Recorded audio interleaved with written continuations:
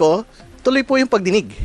Kahit tawagin akong koke araw-araw, tuloy po yung pagdinig. At Sa kahit November 19 sa Manila Bay Dolomite Beach Project. Ano ba Yung pinakamabigat na fake news nitong the last couple of days, no, on the Dolomite Beach debate. Yung pong sinabi ko nga dapat hindi na pinondohan yung Dolomite Beach Project at dinagay na lang dapat sa flood control. So mabigat yung fake news na yun, no? So hindi natin pinapalagpas yun. At very clear naman yung dahilan bakit merong pagdinig sa usapin po na ito. Una, malaki yung pondo pinag-usapan natin dito, 389 million. Hindi po ito para sa sewage treatment plant. Ang 389 million po ng Dolomite Beach Project para sa buong kabuhanginan lang po ito ng Dolomite Beach. Siyempre, yung cast of characters naman po dyan, DNR at DPWH. No? At yung mga main questions po dyan, una, bakit nagkaroon po ng proyektong ito na wala doon sa Manila Bay Sustainable Development Master Plan. Alam po niyo sa kwento nung flood control controversy natin, di ba? Maraming mga flood control projects na naging ghost, naging substandard. Wala yan sa master plan ng mga river basins. And worse, wala actually mga master plan para sa flood control. No? So, ibig sabihin, in the similar vein po dito sa Manila Bay Rehabilitation, nagkasaka ng proyekto na wala sa master plan. So, yun, malaking atraso na yun. Pangalawa, ang sinasabi nila, hindi, kailangan talaga yung Dolomite Beach kasi nga, meron tayong Supreme Court continuing mandamus for the rehabilitation of Manila Bay. Pero nyo, pagka binasa ho ninyo yun, simple lang naman yung requirement ng Supreme Court preserve, conserve Manila Bay and improve the water quality.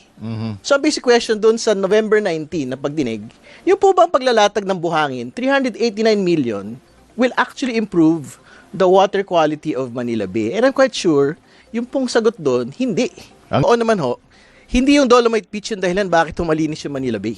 Hindi ba? Kumbaga, ang dahilan bakit malinis yung Manila Bay ay dahil meron hong coastal cleanup. Kumbaga, may totoong ginagawang trabaho. And more importantly, pagka may bagyo na malakas at matinding pag-ulan, talagang may basura sa Manila Bay. At hindi ho kasalanan at hindi rin ho kapintasan ng Dolomite Beach yun. Kumbaga, kapintasan po yun nung solid waste management ng iba't ibang mga lugar na nag-ipon-ipon dito po sa Manila Bay area. Natin pag-usapan dito ay pagandahin yung kalidad ng tubig, which is the Supreme Court mandamus case, no? Dapat yung paglalaanan ho natin dyan, yung mas maraming mga sewage treatment plants.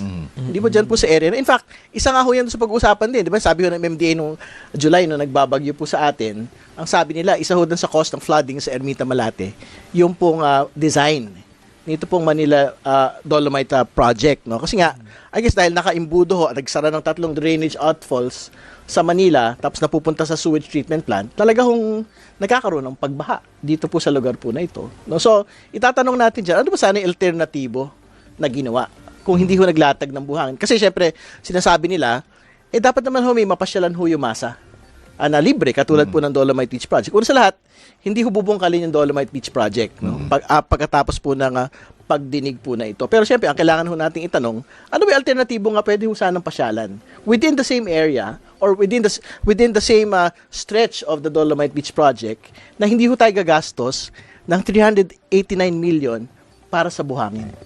May-invite po yung DNR leadership, DPWH, kasi sila po yung implementing agency po rito.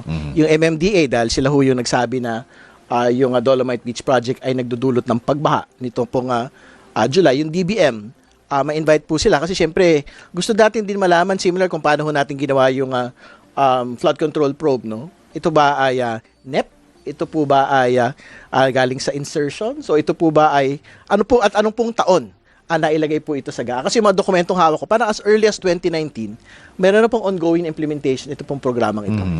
Pero to be fair, kung ang sinasabi ho natin, ito po ay solely beautification project, kung ito po ay para meron mapasyalan yung mga kababayan po natin ng libre, ano yun, syempre, we have to be fair and to be very objective na meron hong pasyalan ng mga kababayan natin sa kasalukuyan. Kasi may Chief sa flood control controversy, kung meron hong kailangang panagutin dito po sa proyektong ito, una, dapat mapanagot. Kasi nga, gusto natin talaga malaman sino ho yung nagpursigi na ipasok po ito bilang proyekto despite, una, hindi siya conforming doon sa mandamus na sinasabi ho nila. Pangalawa, wala nga siya sa master plan. Kasi nga, nakita ho natin yung sa flood control, di ba? Parang ang dami yung mga flood control projects na pinapondohan, pero wala naman ho doon sa actual na pag-aaral At ganito ho natin yan implement dito po sa pagsisiyasat sa proyekto pong ito. Gaano karami yung nakikita? Okay. Siyempre, may debate rin dun sa kinailangan ba talaga nila ng ECC, yung Environmental Clearance Certificate o hindi. No? So, yun.